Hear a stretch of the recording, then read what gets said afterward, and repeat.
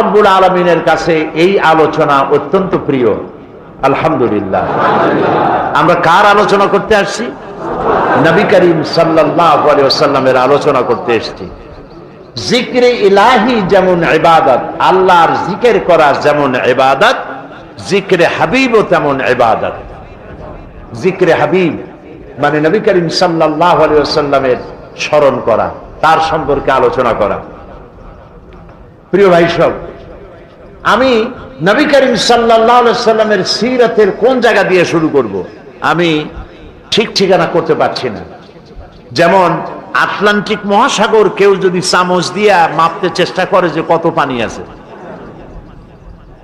চামচ দিয়ে কেউ যদি আটলান্টিক মহাসাগরের পানি কত চামচ পানি আছে এটা মাপতে যাওয়া যেমন আহাম্মকি বেউকুফি, এর যেমন সম্ভব নয়। তারপরেও বলি যে চামচ দিয়ে যদি